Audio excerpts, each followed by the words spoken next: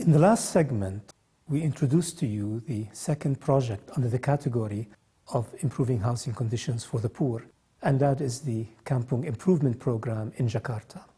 In this segment, we will provide you with more details about this program.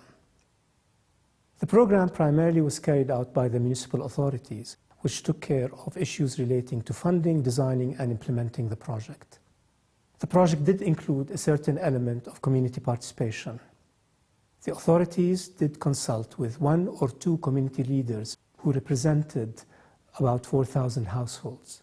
In turn, however, each of those community leaders would consult with another 10 community leaders, and each of those community leaders would represent about 400 households. And again, in turn, each of those community leaders would consult with another 10 community leaders. Each of those community leaders would represent about 40 households. Moreover, local contractors carried out the building works required or involved in this project and usually were selected through an open bidding process. The program covered over 330 kampungs, and more than 3 million people benefited from the program. A certain criteria was put in place in order to determine the selection of kampungs to be improved. The selection process emphasized issues such as the age of the kampung, the density of the kampung, and the environmental conditions in the kampung. However, political pressures also played a role in the selection of kampungs.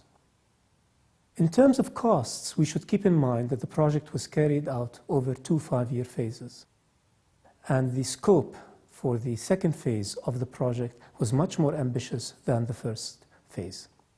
Accordingly, the cost for the first phase of the project amounted to about $13.50 per kampung inhabitant.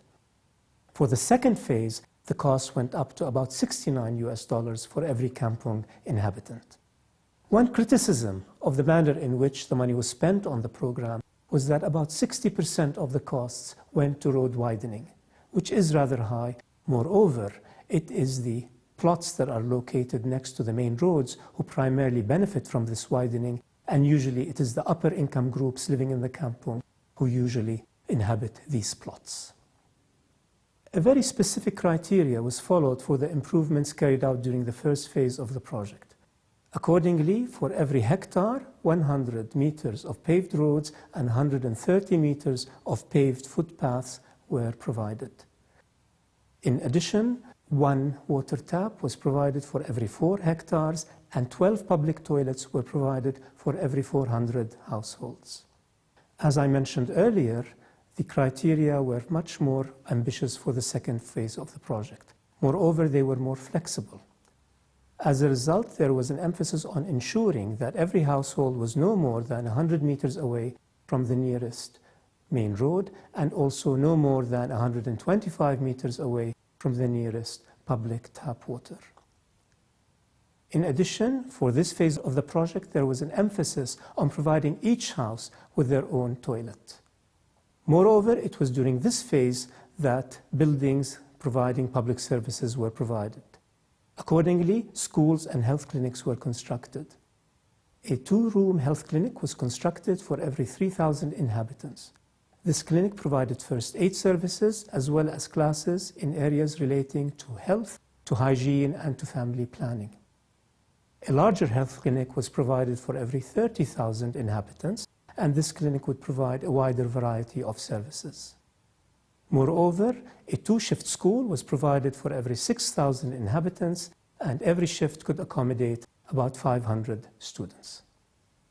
Although the authorities did not offer direct housing subsidies, they did cover all the costs of the improvements carried out in the kampungs. Moreover, they did carry certain upkeep and maintenance costs and activities, such as maintaining the roads, providing the clean drinking water, and also running the clinics and the schools. However, certain responsibilities were left to the community to take care of, and the community was also expected to raise the necessary funds for these tasks. For example, the local community was expected to take care of cleaning the drainage canals. They were expected to take care of issues such as maintaining the footpaths, and also they were expected to take care of garbage collection.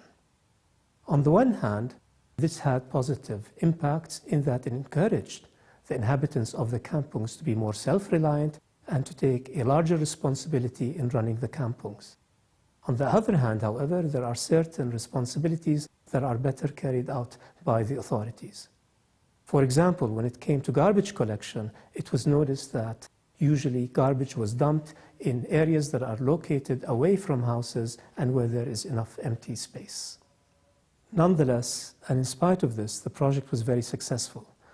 Not only were infrastructure services and public services provided for the kampungs, but it was also noticed that those living in improved kampungs were about 28% more likely to upgrade their houses than those living in unimproved kampungs. A major reason for this, of course, was that those living in improved kampungs were given secure ownership of their houses. In spite of the difficult living conditions in kampungs, they remain socially stable communities. In fact, many of the inhabitants of the kampungs have regular employment in both the public and the private sector. However, they do not make enough money to allow them to live in the more planned or regulated parts of the city. Still, their presence did benefit those with lower incomes who live in the kampungs. Those who basically have lower incomes make their living as traders, as craftsmen, as vendors, and as carriers. And the upper income groups in the kampung provide the lower income groups with employment opportunities and with sources of income. This project provides an excellent model for improving housing conditions for the urban poor.